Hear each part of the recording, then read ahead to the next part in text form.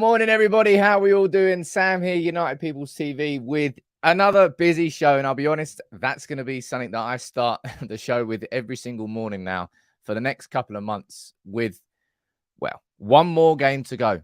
And it's a big one. We're going to, we don't need to preview the City game yet. We've still got a couple of days to reflect on everything that's happened last night with the end of season player awards. Marcus Rashford with the clean sweep on the mannequin and on the wall again this morning after winning the Players' Player of the Year and Sir Matt Busby Player of the Year after scoring 30 goals for United last season. There was a huge interview with Erik Ten Hag from Henry Winter in the Times. Spoke about De Gea, spoke about Maguire, spoke about Greenwood, spoke about plenty more things. I'm going to do an in-depth full video on that this lunchtime because there's so much stuff in there you can't unpack it in a show like this. But I will run through quite a few things. Well, what else have we got?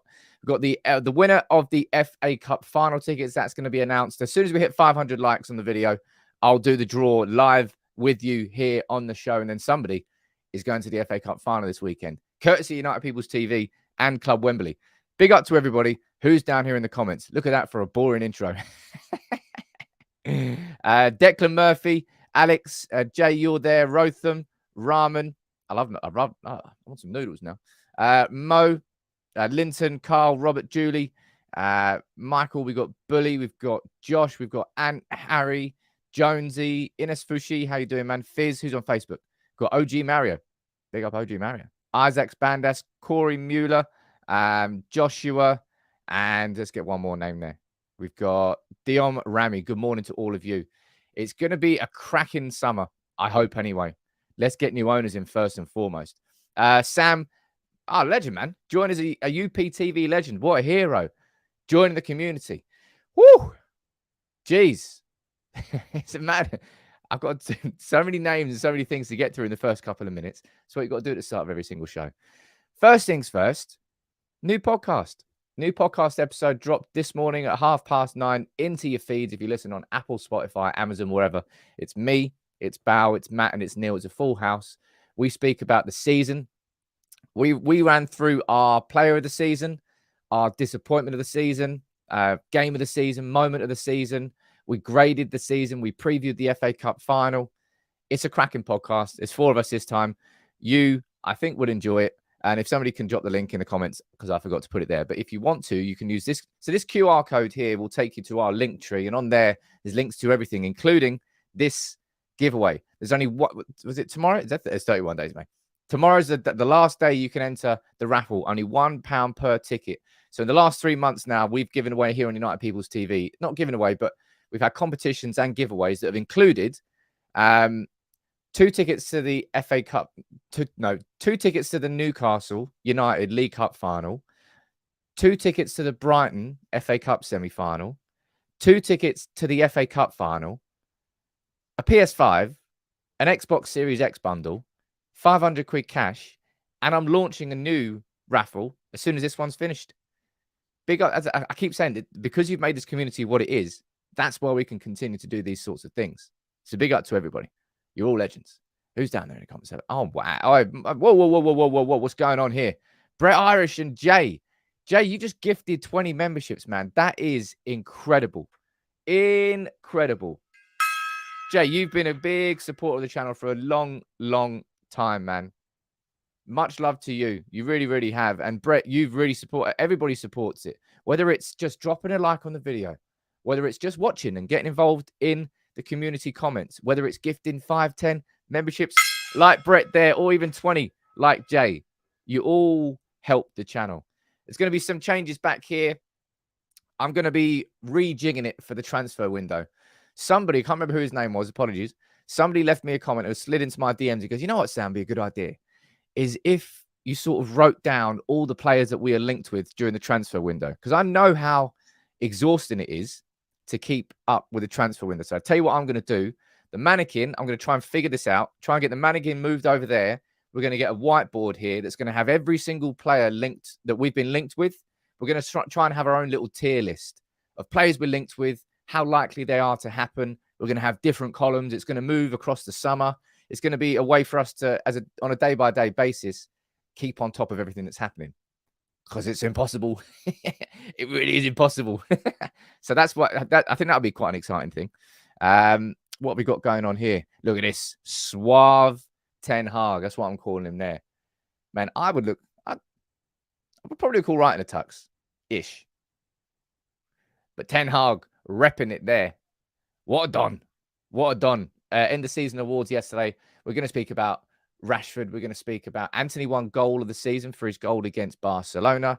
You can let me know. I can see quite a few of you down there in the comments talking about a certain Dutchman. And I will be, whoa, geez, it is absolutely raining down here this morning. 10 gifted memberships from JVD and 5 from Calvin. Legends, man. It's different names all the time as well. Oh, awesome, man. Oh, geez, keep breaking this gong. This gong is going to go into retirement quite soon, and not for a bad reason. There's one for JVD, and there's one for your man there. Forgot your name. Calvin. Sorry, Calvin. Too many names in my head. But Erik Ten Hag, this is what he said at the end of season awards yesterday. He goes, look, next season, yeah, we've got to do better. We've got a good base, yeah, but we've got to do better. We don't want to stay where we are. We want to aim higher. And no United fan is going to, in the grand scheme of Premier League seasons, Man United finishing third, if we win a cup double, that will be a good season. But it's not even going to be held in the top 10 seasons of Manchester United in the Premier League because we haven't won it. But in terms of success for Ten Hag's first season, I think it's been pretty damn successful, if you ask me anyway. And we graded the season on the podcast, so make sure you listen to that. I do try my hardest, different types of content. We've got the live shows here, the lunchtime video shows that go out, the short videos for TikTok and Instagram for those who enjoy short videos, and the podcast too, and the newsletter that's starting as well soon. Content all over the shop. This is an important thing that happened this morning, right, that I want to quickly speak about, because we know full well that the operations behind the scenes of Manchester United, more is needed. I think so anyway. So this is a curious one to have. I say curious. You might say that it's been coming.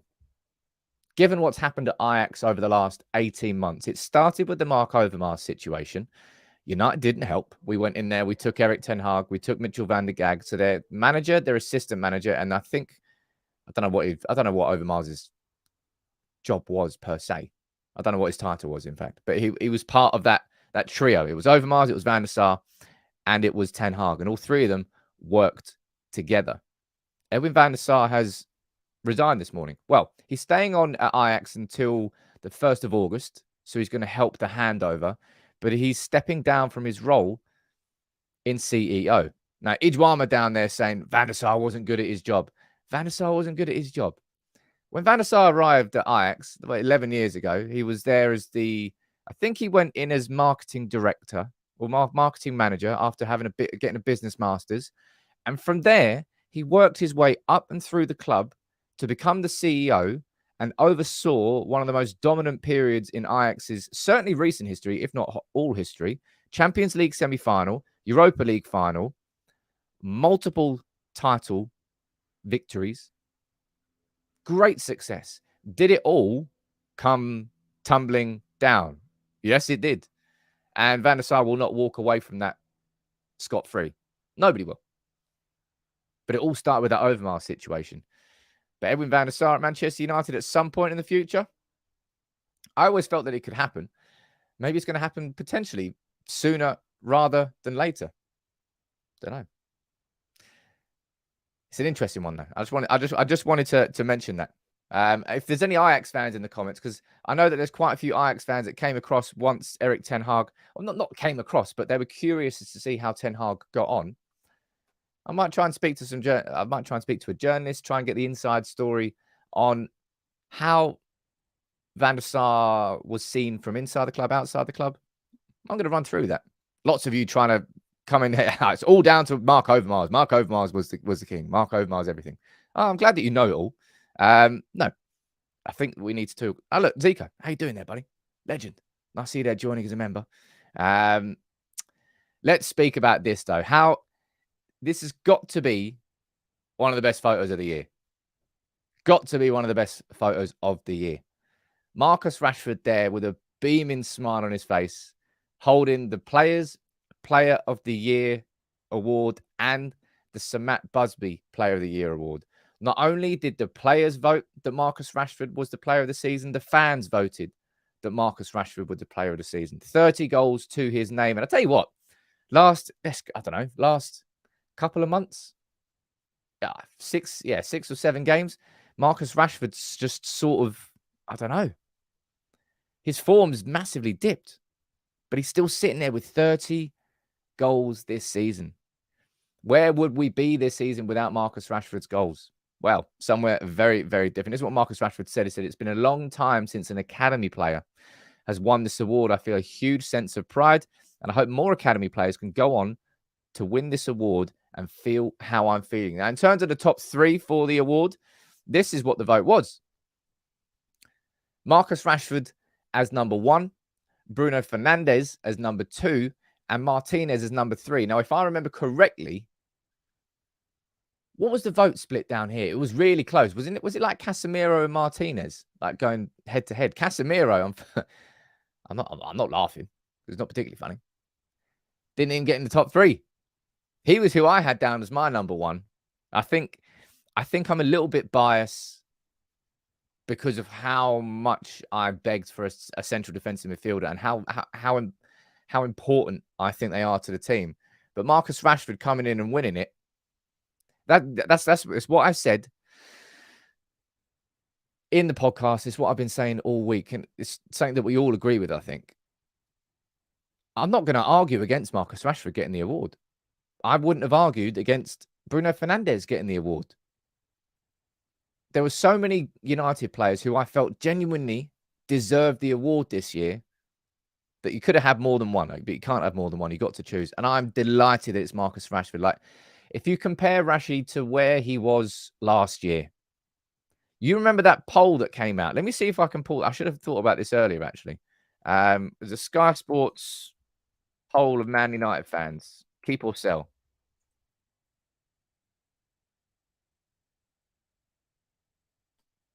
There we go. You type the right thing to Google, you might get it. Let's see. We go here. So these are players that keep or where is it? Where is he? There you go. Right. Do you remember this from last season? This was a poll that they did. So there's based on 56,000 votes, right? And look where Marcus Rashford was. Down there. After 56,000 votes, there 56% of United fans felt that Rashford should be kept, and 44% of United fans felt that it was time for him to go. And he's gone from that Marcus Rashford to that Marcus Rashford. I'll tell you what, it feels like he's become a man. I don't know. That's kind of a strange thing to say given his age, but it feels like he's really taken a step up into sort of, instead of the weight of expectation being something that it can sometimes make you a bit nervous, it feels like, yeah, cool. I'm one of the players that people can look up to now. And he wants that expectation. As I said, it's kind of stepping up towards a leadership role. I think the player who's done that the most this season is Luke Shaw, in terms of where he was last year to where he is this year. But I'm delighted for him, man. I'm really, really am happy for Marcus Rashford. It's been a fantastic season for him. Man, look at, whoa, JVD, you're gifted 10 memberships as well, man. It is. I'm going to join in.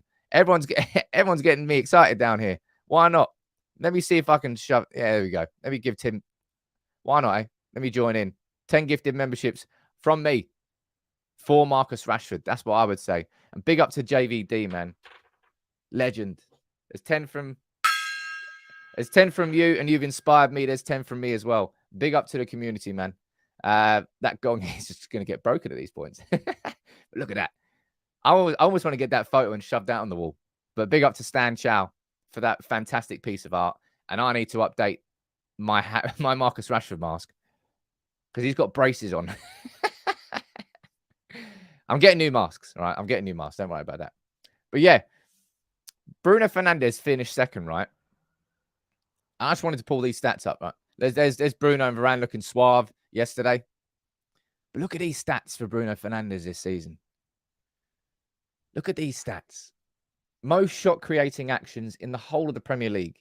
the most key passes in the whole of the Premier League, most big chances created, most through balls, the highest expected assists, and the most chances created in a single game. Bruno Fernandes has been. I think you could fairly argue that might be Bruno Fernandes' best season in a Manchester United shirt. Now, some might argue that 6-month period when he came in under Solskjaer was even more impressive. I think that was slightly skewed from the fact that we were so crap when he came in that it just stood out like a sore thumb. But consistently, all season long, he has been creating. Get him a Harry Kane, right? Get him an elite level striker, whether it's Harry Kane, whether it's Victor Osimhen, whoever it is, get him an elite level striker in front of him. And that stat there of, where is it? Expected assists. Bruno finished the season, if I'm correct, I believe he finished the season with 8 assists. His expected assists was nearly 17. That's down to poor finishing. Like, for example, Rashford, love you, man. You won the award there, but the chance at the weekend there against Fulham when Bruno threw it over the top and Rashford was straight through. How that didn't go on target, I've no idea, but that happened so many times this season. Bruno Fernandes, next season, with that man behind him, with everything that's going on, I can't wait to see how this midfield shapes up. And bear in mind that we should be signing an elite level midfielder as well. But big congratulations to that man to go from where he was last year to where he is this year. I'll tell you what, he's done a fantastic job. If I had a picture of Benny McCarthy, I'd pull up a picture of Benny McCarthy. The coaching staff have really done well with our players that they've improved. Luke Shaw, Marcus Rashford, and there's others in there as well. But big up to Rashford, man. Was it Casemiro's pass? Oh, my bad. Casemiro's pass. Either way, Rashford definitely should have been scoring that. What else we got down here? Oh, man, look at that. Rotham, you've joined in as well. What a ledge. I don't know how many gifted memberships we've got on this one. You got 5 gifted memberships from Rotham there. Jeez. Harry Kane got 30 goals last year in that Spurs team. How many goals are you going to get if he's playing with Bruno Fernandes just feeding him in front of him? I don't know, but it should be 30 again. Alvin, there you go. Let me know where you're watching from, dude. Legend. Nice to have you on board. Something exciting as well that I'm working on for members. I keep saying I want to do so much more for the members. I'm reworking all the membership levels. I'm going to bring in new perks for each level to give you more. We've already got the new 30 brand new custom artist drawn emojis. You've all got those to use in the live chat now, but there's going to be more stuff that's coming. So make sure you drop a like in the video for that. Are we at 500 likes yet? We're at 335. We need another 165, and we can do the live draw for the FA Cup final tickets. You might win them. Yeah, you might win him. Well, you've got to be in the UK or Ireland. I apologize to everyone else around the world because it is a global community. But for that one, we had to do it UK and Ireland only. Let's move on to probably the biggest part of the show today, and that's this. So this interview was released yesterday. It's a really by extended, I mean seriously extended interview with Erik Ten. As I said, a seriously extended interview. Going to give you a headache there by doing that. But it's an interview with Erik Ten Hag from Henry Winter. And in it, he discusses the season that's happened so far. He speaks about wider issues like inspirations and speaking to Sir Alex Ferguson. But he also speaks about some plans for next season, speaks about David De Gea, speaks about Harry Maguire, and speaks about Mason Greenwood. And they're the 3 players that I want to focus on in this show today. And I will cover this in a full interview reaction video that's going to go out at lunchtime today. I'm going to run through every single element of this interview because it is behind the paywall with the Times, but I pay for it and I'll be able to discuss it with you in the comments. Right, let's get this up here and let's speak about the first talking point. Ten Hag was asked about David De Gea. Now, he's kind of made it abundantly clear, hasn't he? On more than one occasion, he wants David De Gea to stay. However, here, he makes it abundantly clear here. I say abundantly, I've said that 3 or 4 times now. I'm saying abundantly. He said, yeah, he wants De Gea here next season, but I will not say he will always be my number 1. Because in a club like Manchester United, there must be competition in all positions. You cannot do it with 11 players. It is impossible. You need double positions. Now, by that, double positions, he means you need 2 players that you can rely on in every single position. You can't have a single point of weakness. Right now, Manchester United, with Casemiro, for example, have got a single point of weakness. If Casemiro's out of the team, you're looking to go, who else is there? But the way I see this going, and I already done my what I felt was my perfect summer transfer window. I said that we're probably looking towards signing a young goalkeeper. Somebody in the, I don't know, like Matic Kovar, we've got to have a conversation about. Our young goalkeeper on loan at Sparta Prague has won the league. I'm trying to speak to a journalist from Sparta Prague to try and understand his style of play. How did he actually get on in the league this season? But somebody like Verbruggen, somebody like, I don't think we're going to be signing someone like David Raya or Diogo Costa. I don't think it will be that level. I think it'll be someone just a little bit younger. And maybe after one season, De Gea would then be sold on. And we'd get someone like Diogo Costa in. And we'd have that young up-and-coming goalkeeper underneath him as well. But Ten Hag making it very clear that De Gea is not going to be my just out-and-out number 1 next season. And I think maybe that's why. Why do you think the contract's not signed yet? I'd be interested to know what your feelings on this are, because it's either we're not offering enough money, so De Gea doesn't want to sign for that reason, or we're not giving the assurances that De Gea is asking for. Or maybe it's a combination of both. I don't know. Kieran, you're saying Leeds keeper being relegated, was that Meslier? Mate, he's been an absolute mess this season, isn't he? Well, the whole Leeds team has been a bit of a mess. Pete, you're saying waiting on the sale of the club. Daniel, you think it's a bit of both. Alex, you think it's a bit of both. I don't know. David, you're saying it's probably assurances, but I mean, realistically, you don't get those sorts of things in contracts, do you? Well, I don't know. I'm not a professional footballer, so I have no idea what the contracts are. But it would just be very strange to have anything to do with guaranteed amounts of appearances, or because you have no idea what's going to happen in the course of the season, right? So I know he'd want those assurances, but that's going to surely have to remain in the sort of verbal contract, and not verbal contract, but the trust that he would have with De Gea and between them. Say, look, if you're going to be my number 1 next season, then he would be his number 1. Maybe De Gea is looking at what happened with Dean Henderson. He's thinking, the same thing could happen to me, man. And it absolutely could. But I just don't see Man United this summer, the way it's panned out so far. I would be surprised at this point if we then went out and we bought someone like David Raya or Diogo Costa. Even if I thought it would probably be the right thing, I don't think it will happen now. I think if we bring a goalkeeper in, which I expect us to, I imagine it's going to be a young, up-and-coming goalkeeper. Doesn't mean they're going to be terrible. In fact, the opposite. I would want them to be a really exciting young prospect. And we might find an absolute gem, right? We might find an absolute gem of a player, a gem of a goalkeeper. And all of a sudden, no one's talking about David Raya or Diogo Costa because we've got a young goalkeeper who's going to be our new number 1 for years. Could happen, right? It could happen. But Ten Hag's made it abundantly clear that you're not my number 1 guaranteed next season. And that's something that De Gea is going to have to deal with.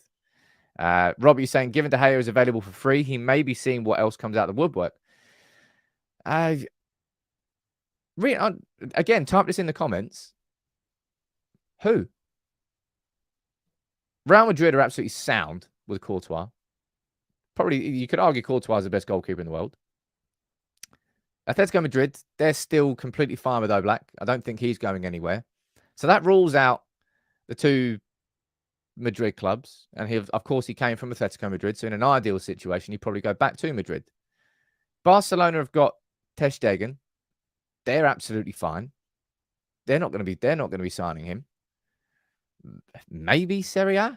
And Serie A's had a bit of a revival this season, isn't it? Well, there could be an Italian team, fingers crossed, winning every single European Cup this season. Could have Inter, you could have Roma and Fiorentina. Could happen. But Italy? I think De Gea, once upon a time, it was him and it was Ardern, and that was back in the fax machine days. And it really felt like De Gea leaving was inevitable. I think he's really happy in Manchester now. They've had a kid now. They're settled, completely settled. I don't know. I think the only place that he's going is back to Madrid.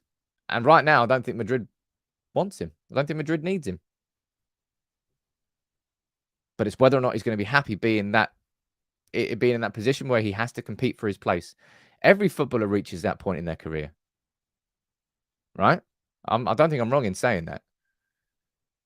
Maybe there's like certain individuals that were just guaranteed every week, but every footballer will reach a point in their career where they're having to compete for their place with a young, up-and-coming whippersnapper who's trying to take their place in the first team. I think that's just how football works, right? DP saying Erik Ten Hag also said it's important for keeper to play out from the back and avoid the press. Yep, I'm going to cover that in a lot more detail. As I said, this interview is way too big for me to cover in this live show. I'm just going on the basic points, and in my lunchtime video, I go far more in depth. So you definitely want to subscribe and watch that one if you haven't already subscribed. We've only got another 80 likes, and then we'll get the FA Cup final tickets draw live on the stream together. Now let's talk about this, man. We talk about players being sold and players leaving. For me, this is probably the most significant one, probably the most important one for what it means. He's the captain of our club. I think we should be getting somewhere in the region of 30 million for him. Will he be leaving? I think I might have missed a couple of super chats. Let me make sure I didn't. There you go. Idwama, sorry, I missed that one. He said, Rash most clutch, Bruno most vital. Talking about, of course, player of the season. But it's good that you can have these conversations about different players, isn't it, man? Jibat, you're saying maybe we can swap De Gea with Maguire and Kane. Sorry, just swap De Gea and Maguire with Kane. Well, remember, of course, the Spurs do need a goalkeeper. I think Hugo Lloris is leaving. It's not the worst idea in the world. It's not the worst idea in the world. Let's not speak about Maguire. Let's see what Erik Ten Hag said about him. Let me go full screen on this one. Ten Hag respects Maguire for his professionalism and understands his status as the club captain and a prominent England international. He goes, yes, but he has high competition there with Varane, who's fantastic. Varane won the Champions League 4 times. That describes everything. Life on the bench cannot be easy for a professional like Maguire. No one would be happy with this situation. He is not as well. He trains always on his best levels, so with 100% effort, he handles that situation well, and he's in that manner, and in his captaincy, he's important for the squad. Henry Winter asked whether Maguire will stay. Let's say I'm happy he's here, and when we needed him, he did his job. But it's also a decision he has to make. Erik Ten Hag right there, making it abundantly clear. Oh yeah, why is that my word today? Abundantly. He's making it clear that Maguire is never going to be first choice for him at Manchester United. As it stands, he's more than happy to have Maguire sitting there as an option, as and when he needs him. However, this summer, I think that does change. And that changes in the form of Kim from Napoli. Spalletti is obviously leaving Napoli. United clearly are moving for Kim. Whether we get him or not, it's a different conversation and debate. Of course, he's got a 47 million euro release clause, which is active for 2 weeks at the start of July. I think we should probably go. It would definitely be worth spending the extra few million euros and trying to get it before those 2 weeks in July.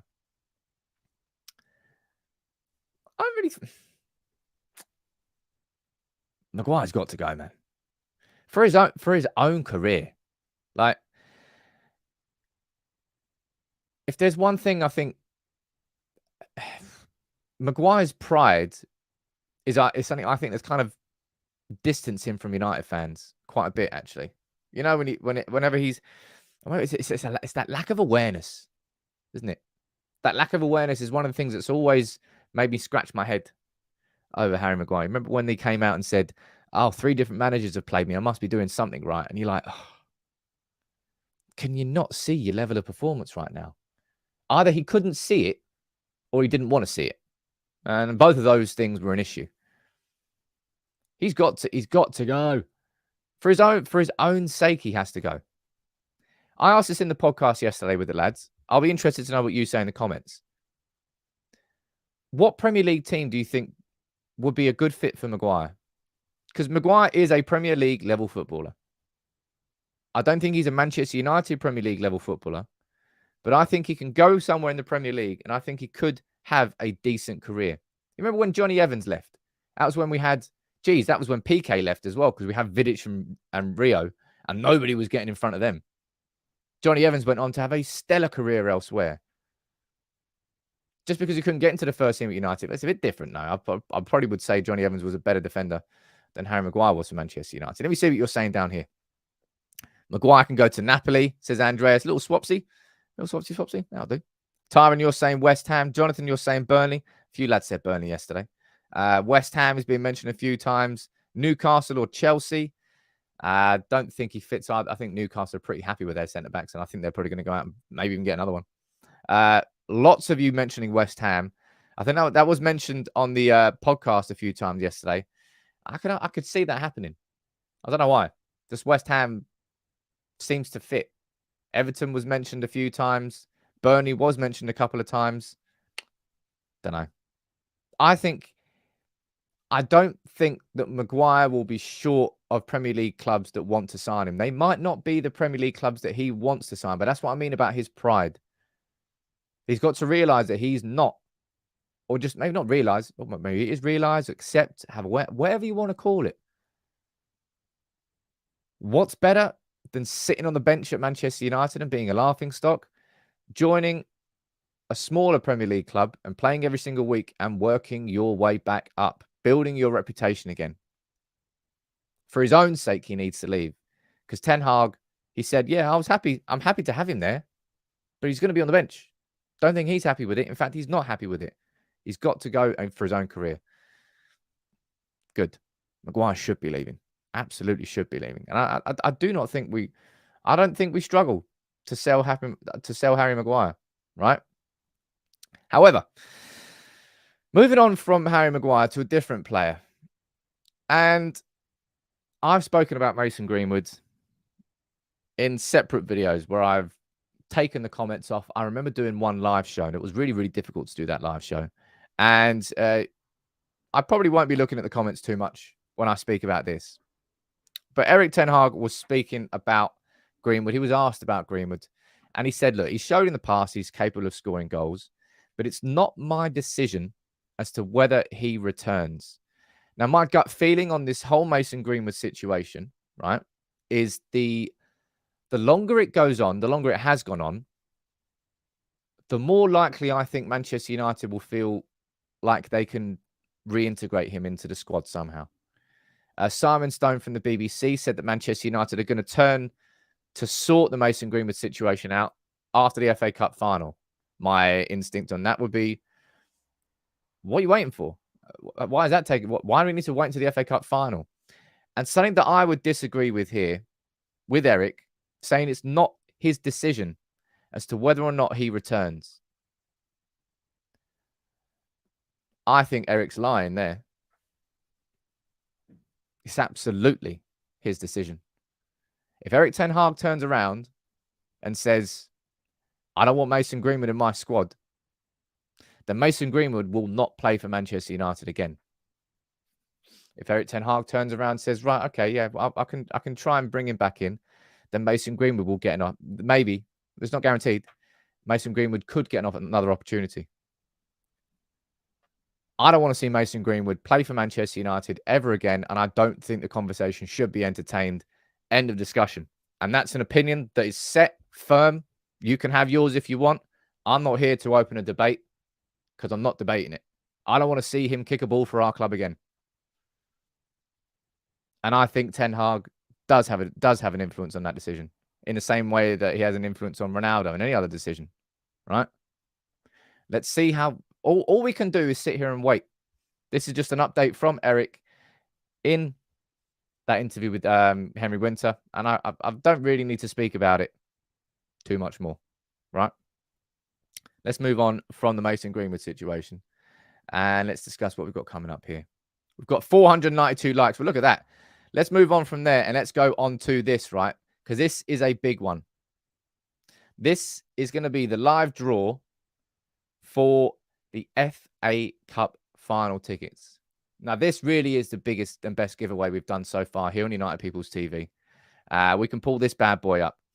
This is a big old wheel.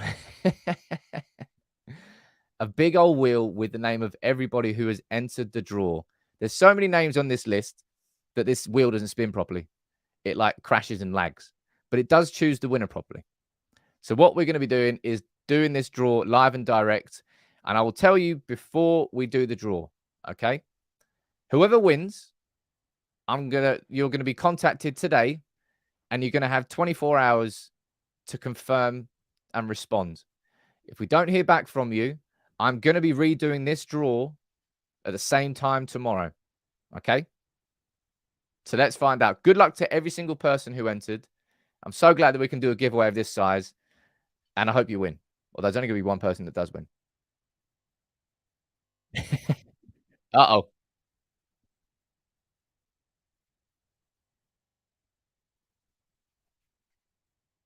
Brandon Hess. I've never seen Brandon before. I'm sure Brandon's here somewhere. That nearly crashed my computer. That's how many names are on this list.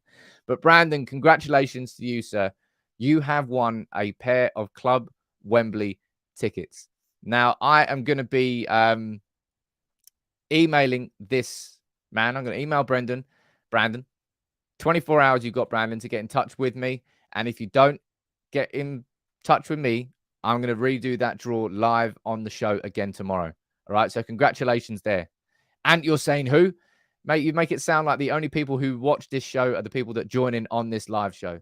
This is on our Instagram account, our Twitter account, our YouTube account, everywhere. It's not just the people that you see here in the morning. All right. So you might not see or know the name, but they are part of the community. Right. Congratulations to you, my friend. Now, there's something I want to speak about now. There's still plenty to discuss in this show. This came out yesterday, right? It's quite big news. Manchester United are going to, this is from The Athletic, going to be dropping the club crest from the third kit for the 2023-24 season, which is an interesting decision. Now, Ollie's mocked this one up. Big up to Ollie. Enjoy your week off. Unbelievable. Making me work double hard. Anyway,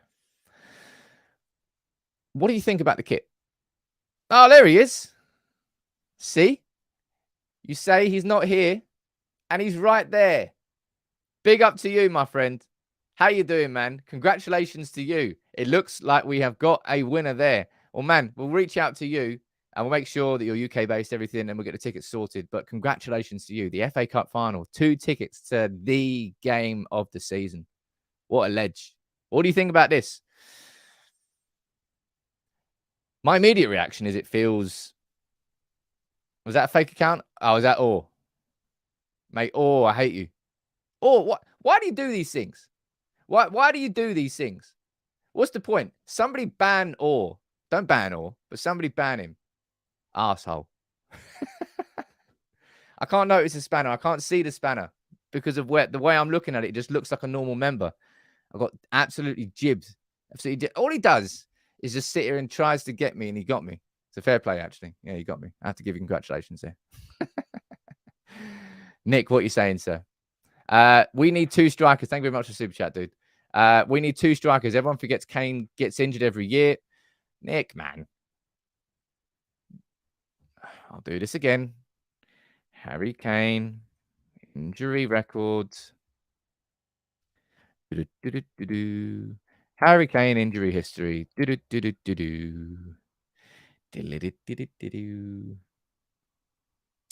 Harry Kane gets injured every year. The last time he was injured was in the 2020-21 season for 6 days. The last time that he was out for any longer than 2 games was the 2019-20 season. I do agree that we need 2 strikers. However, Harry Kane's injury record, like, look at the facts. Look at the facts, all right? You can't say anything about Harry Kane's glass ankles anymore because that is not an issue anymore, all right? Maybe it is going to be next year and all of a sudden he gets an injury, but Kane's injury record is not a problem. Now, let me go back over here and look at this. Or you're going to be banned. All right, I'm going to kick you out here. All right, that's it. You're now banned. Kane isn't going anywhere in your opinion, says Kev. We'll find out. I don't know what I think about the kit. I kind of agree with quite a few of you down there. It does have that vibe of the, who was it, like the New Balance Liverpool kit, whoever it was. I don't mind the idea of the devil, but you're taking away the crest. Why would you take the crest off? AJ down there, you're not understanding Kane plays through injuries. Do you not remember the Champions League? Well, you're pulling one game out.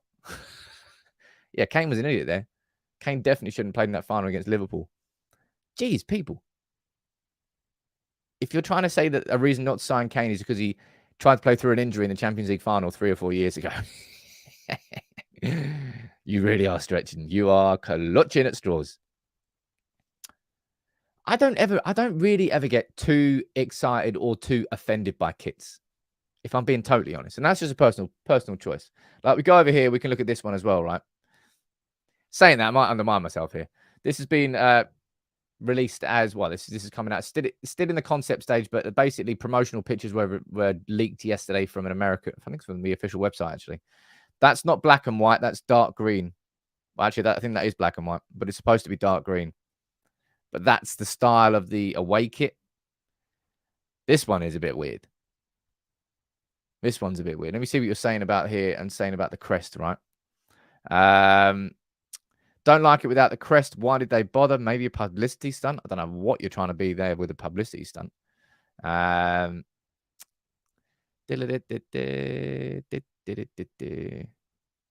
Horrible kit. Liverpool looking at it. Looks like not too many of you are happy with it. John, you're saying love it. Don't like it. Don't like when the club dropped the football club from the badge. No, no one did. What year was that? Is that 98? 90, I think it was 98. That was when they were saying that Manchester United was now more than a football club, so they dropped the words football club from the badge. And that's when new owners come in. Adidas have got the easiest, or whoever our kit manufacturers are, have got the easiest wins ever. Number one, put football club back on the badge. Number two, release a kit that's green and gold. Sales are going to go through the roof. You don't need a marketing plan. I've just made it for you. It's so simple. When new owners come in to do that well, obviously we can't do it this season because we don't know. Now, what do you think about this? There's more that's this is from Jersey Review. I might pop these on the Instagram account and give them some credit. What do you think about this? There's more details have been released about the actual home shirt. The Team Viewer logo, much bigger instead of Team Viewer. I think Team Viewer was on one line before. It's a bigger bold, bigger font. You can see the rose pattern on the shirt there, on the front anyway. Underarm, black stripes on the shoulders. A sort of a geometric rose on the home kit. And you can see the rose, the Lancashire rose there. On the neck, a minimalist Adidas logo. What do you think? Let's go through here. I like the home shirt. Horrible. It's funny, isn't it? It's really funny. One kit, such different opinions can exist on the same kit. There's a super chat there. Let me read this bad boy out. Sam, how you doing, man? Legend. Thank you very much for this. You're saying everyone hates Kane until he puts up 30 plus for the club. Stop hating Kane and continue to laugh at Spurs. Seriously, one of the most impressive things that happened in the Premier League this season was Harry Kane scoring 30 goals in that Spurs team. They were not controlling games. They were not dominating games. They were not creating chances left, right, and centre. Harry Kane created a lot of the chances he ended up scoring himself. Unbelievable. Let me see what you're saying about this kit here. Josh, you're saying that's a better one. Chris, you're liking that one. Quite a few of you seem to like that better, certainly, than what I can see from the reaction from the third kit. I quite like white kits, I'll be honest. I think one of my favourite ones was, I'll tell you what one of my favourite away kits was. I don't know why I always remember this one. Let me bring it up.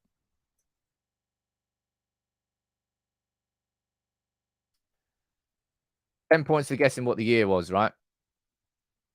No one's gonna get a prize for it. I think we'll do it. We always do. We'll do a spot prize giveaway on Friday's show. But this bad boy, right? Man, you can hardly see it, actually. That's a really bad photo. Because it is a white kit. That kit there. What season was that bad boy from? Because I enjoyed that one. I'm not going to tell you which one it is. I'll pull up the name who got it first. I remember that one. It was a white one with a gold trim. Boom, there you go. Peter, you got it straight away. 2006. It's exactly what year it was. I've got mine under I've got mine under the bed next door with Tenerife 06 written on the back when I went there when I was an 18-year-old. But why not? What else are you going to do when you go to Tenerife when you're 18? All right? Actually, I was 17. Naughty. I like that one. That I don't like at all, if I'm being totally honest. I don't like that one. This one, I can understand the grievances. I can understand a little bit. I'm not offended by that one. That one, I'm like, get in the bin. And this one is just, it's a kind of another home shirt, isn't it? It's just another home shirt. Not really. I'm a bit nonplussed on that one. A little bit nonplussed. Last parts of the show, right? Everyone drop a like on the video, as always. Stu, and you'll mention it down there, and Jake mentioned it in the WhatsApp the other day. The reversible one. Whatever happened to reversible shirts? What's the point? Why can't they do that? Is it just that much more expensive? You get 2 shirts at the price of 1. Brilliant. Why can't I do that? But moving on, we spoke about Harry Kane there. We've spoken about transfers, and we've got confirmation here of 2 players definitely who will be leaving. And we thought they would be leaving. They're on everybody's sale list. But Phil Jones and Axel Tuanzebe both are leaving after their contracts expired. And Telles and Bailly will both be back at the club and both be sold. That's 4 players confirmed as leaving, and there will be more. I just spoke about Harry Maguire. We've spoken about Scott McTominay. I've spoken about Anthony Martial, Brandon Williams, Bailly, Telles, and plenty more.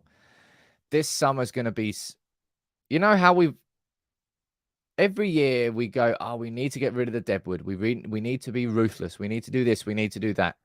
And we do it to a certain degree, but not really. There's so much more that could be done. I feel this summer, look, right, I might be wrong on this one, but I feel like this summer is going to be where we finally really do clear the decks. I'm talking like 8, 9, 10 players either leaving on free transfers when their contracts expire, being sold, or being loaned. I think it's going to be double figures. Just like last summer, I said, I think by the end of the summer transfer window, we'll all have a smile on our face. And we did in the end of it. It was a serious journey to get there. I think this summer is where we properly get rid of plenty of players who just don't have a place inside this squad. It's about getting rid of the bloat. Now, we made it slightly difficult to get rid of some bloat, like Martial, for example, because we're giving him a contract that's like 250 grand a week. It makes it more difficult. But Bailly and Telles, that's 2 good options. Now, in terms of players coming in, now this is someone that I don't really think it splits opinion, actually. I think just a lot of people are confused as to why Mason Mount would be somebody that Manchester United would spend 50 million on. And at that point, I have to agree with you. For 2 reasons. Well, one main reason. Mason Mount's only got 1 year left on his contract. And Chelsea have just spent 700 million on new signings. They are not in a position at all to be demanding huge wages and huge prices for players. They're in a fire sale. So the idea of giving 50 million to Chelsea for Mount, that doesn't sit right with me. And some might say, Sam, you're a hypocrite for getting like offended at certain price tags and not others. But this one in particular, I understand why Ten Hag would want Mount, right? I'm not saying that Mount would be a terrible signing for us because I don't think he would.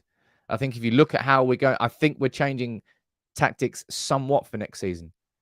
This season, we've been working on kind of like a double pivot, with Casemiro and Eriksen, one that's slightly further forward than the other, but you don't really know. Sometimes they drop deeper. Bruno's dropped deep loads of times. This season coming up, I think we switch to really Casemiro kind of sitting on his own with Kim or whoever it is, with our two centre-backs pushing up further to close that space instead of having someone else sitting alongside him. And then we have two number 8s, Bruno and someone else. And that's where Mason Mount, he could fit there. He could fit there. But for 50 million, it's a strange one. But this is Jason Burt in the Telegraph there. We can run through the article. He's saying, look, Erik ten Hag is pushing for United to sign Mason Mount as part of a significant summer overhaul. Mount is wanted by United, Liverpool, and Arsenal and is yet to make that decision. We know full well that if Mount does leave, he wants to move to Manchester United. Jay, you're saying Fred to Fulham rumours going on. I've seen those rumours.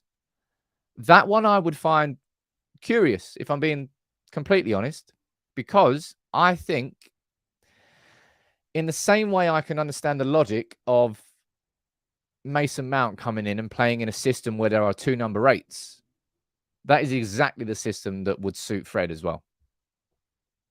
I would be surprised if Erik ten Hag,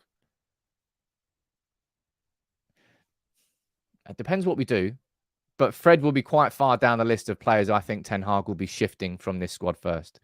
McTominay will be ahead of him. Maguire will be ahead of him. Martial will be ahead of him. Telles, Bailly, Brandon Williams, 6 or 7. Do I think that Fred could be upgraded? I think there's a debate to be had about that because I think there might be some fair justification for that argument. However, there's plenty of players I'm selling first ahead of Fred. Plenty. But Mason Mount, Ten Hag wants him. That's everything that we've read so far, everything that we've been told so far, that Erik ten Hag really wants to sign Mason Mount. So it's going to be interesting to watch how this one continues to develop. What else are we saying down here in the comments? You all know exactly who I want. If I'm talking about my one midfield signing, it's Moises Caicedo. I'm dead set on that now. Really, really set on Caicedo being the guy. Seeing this reports this morning, I think it was from Sky Sports, saying that Bayern Munich were interested in Declan Rice. Now, if Rice went to Bayern, then Caicedo goes to Arsenal. And United are left without either of them.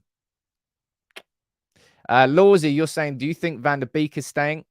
I don't personally think that Van der Beek is staying. I think Van der Beek, again, in the same way I'm saying that, for example, is that a picture of Harry Maguire? Yeah. Same way I'm saying Harry Maguire should be leaving for his own career. I think Donny van der Beek should be leaving for his own career. He won't be getting... Although, again, if you think about it, that system, two number 8s, actually suits Donny van der Beek more. But no, I don't personally think that he signs. Samuel, you're saying Frankie de Jong all the way? I don't think so anymore. I don't think we're going towards that system next year. I think instead of looking at signing a deeper lying playmaking midfielder, Ten Hag would prefer to sign a centre-back who can be that ball progressor from deep and then focus on getting a box-to-box number 8 and bringing the energy slightly further up the pitch. It feels like a bit of a tweak in what he wanted when he originally arrived and why he went after de Jong so much. And now that Casemiro has emerged and come through this team, is that photo Casemiro? Oh, 2 out of 2. Got like 40 tabs and I've got it straight. Come on. Go me. I'm just celebrating myself there. William, how you doing, buddy? Thanks for Super Chat. You're saying, Sam, I don't think we will get Kane.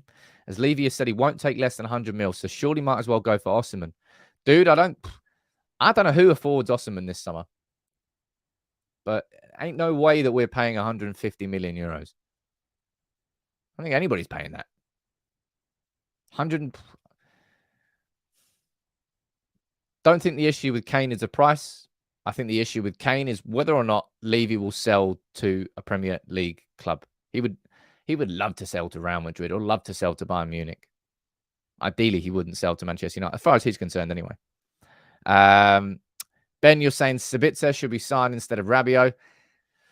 I think the Sabitzer story is sort of past now that he's got these injuries. I don't think Manchester United will be taking that. And we certainly won't be spending 20 million on Sabitzer. And Rabiot's available on a free. Two different kind of profiles of players as well. Yeah, or you're saying Chelsea will get Osimhen, but I'm not listening to anything you say for the rest of the show. You're a bastard. What about Ryan Gravenberch, says Tyron? You know what I think about Ryan Gravenberch. I think it'd be a very smart signing. Very, very smart signing. Kane is worth 100 mil top. Let's not get into a debate about how much Kane is worth. Kane, elite level. I would love. I'm set on Harry Kane now. You know, people ask me, "Oh, Sam, don't sit on the fence. Don't sit on the fence." I'm not sitting on the fence. I want United to sign Harry Kane, and I want United to sign Moises Caicedo. They're my top 2 targets for the summer. If we get both of those, jeez. And then he can get in another striker, a little bit of Marcus Thuram on a free. Lovely. Bring in Rabiot on a free as well. Yeah, not completely sold on that, but all right, get him in on a free. Then get Kim at the back, get a young goalkeeper in, winning the treble next year. Winning the quadruple, the quintuple, everything, all the pots. Probably not. Chelsea will struggle to get players. Who cares about Chelsea? Levy might want to sell Kane abroad, but Kane, there's one thing that Kane wants more than anything: the Premier League all-time top goal scorer. That's where his main ambition lies, in my opinion.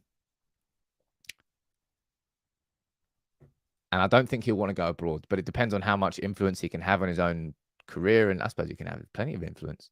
It's going to be interesting to see how that plays out. Ten Hag wants Kane. He really does want Kane. Party, but one of the strangest ones. Come to my wedding. I might. I also might not. Right. Let's wrap this one up for today. That was a cracking show. I want to say congratulations to, where is it? To Brandon for winning the FA Cup final tickets. I will be reaching out to you via email. If I don't hear back from you in 24 hours, or you all, then I'll be doing a redraw on this show tomorrow.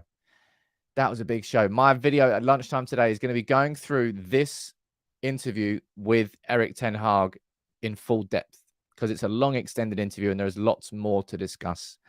I'll do that at lunch. Make sure you drop a like on the video. Big up to this community, man. Every single one of you. JVD, Jay, Calvin, all of you who donated and gifted memberships. I threw in another 10. Look at that. There's even 5 there I missed. Ewald, you legend, man. What a hero. Thank you so much, man. Big up to you. Big up to this community. This gong has taken an absolute battering. It's going to get retired soon. It's going to get put up there because we're going to go digital. We're going to up it. Take it easy, everybody. I'll speak to you soon. Whew. If we thought the season was busy, strap yourselves in for what's coming, because this summer's going to be crazy. And the takeover on top.